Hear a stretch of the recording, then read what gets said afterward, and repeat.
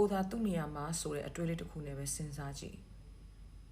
ငါဒီသဘောနဲ့လောက်တာမဟုတ်ပါဘူးဒါလေးကဘာမှမဟုတ်တာဆိုပြီးတော့အကြောင်းပြချက်တွေ excuses တွေပေးလေးပေးထားရှိတယ် relationship တွေမှာဆိုရင်တယောက်ကဒီဟာတွေမလုပ်ပါနဲ့စိတ်ပူတယ်အဲ့ဒီအရာတွေကိုကတော့ကိုတော်တော်ဘာမှမဟုတ်ပြီမဲ့ကိုသာသူ့နေရာမှာဆိုရင်ဘယ်လိုနေမလဲ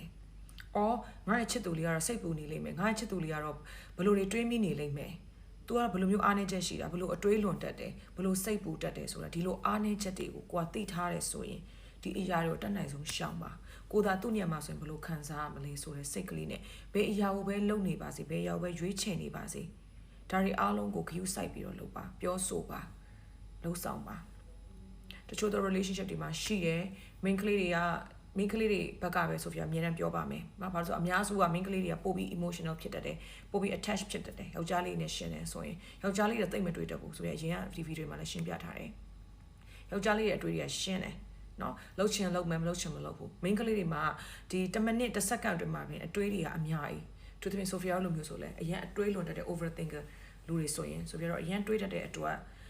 တခါကျရင်ကိုယ့်ရဲ့အတွေးနောက်ကိုတော့မှကိုကမလိုက်နိုင်အောင်သူတို့မေးလိုက်တဲ့ယောက်ျားလေးတယောက်ကိုကိုကဒီလိုမျိုးမလားလို့မေးလိုက်သူတို့တော့မှပြန်စဉ်းစားတဲ့ level တစ်ခုရောက်တယ်အဲ့လိုမျိုးအရင်တွေးလွန်တတ်တဲ့ main ကလေးတယောက်အဲ့လိုမျိုး main ကလေးတွေနဲ့ကိုကပတ်သက်ထားတယ်ဆိုရင် relationship တိဆောက်ထားတယ်ဆိုရင်သူတို့စိတ်ပူရမယ့်အလုပ်ကလေးသူတို့မကြိုက်တဲ့အလုပ်ကလေးတွေကိုမလုပ်လိုက်လို့ကိုဘဝမှာပြတ်သွားအောင်ကိုလည်းဒီ main ကလေးတယောက်ကိုတကယ်ချစ်တယ်တမိုးထားတယ်ဆိုရင်အတက်နိုင်ဆုံးရအောင်ရှောင်ပါပြောဆိုတာလေးတွေကအစလှုပ်ဆောင်တာလေးတွေကအစเนาะမျက်နှာပြတ်သွားတယ်ဆိုရင်ကိုကအနည်းနဲ့အများသူ့ငါသာသူ့နေရာမှာဒီလိုအတွေးလွင်ဘယ်လိုဖြစ်နေမလဲငါသာသူ့နေရာမှာဆိုဘယ်လိုခံစားရမလဲဆိုတော့အဲ့ဒီအချက်ကလေးနဲ့ကိုချင်းစာတရားလေးနဲ့တင်မယ်ဘာတစ်ဖက်လူကိုတနာတော့ကျင်နာတော့အားဖြင့်ကိုယ့်ရဲ့ချစ်သူတနာတော့ကျင်နာတော့ဘယ်သူမှမဟုတ်ကိုယ့်ရဲ့ချစ်သူနော်ကိုယ့်ချစ်သူကိုကျင်နာတော့အားဖြင့်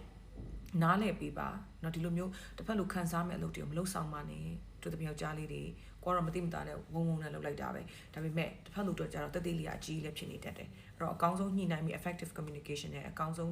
ညှိနှိုင်းပြီးတော့ relationship ကိုတည်ဆောက်ပါ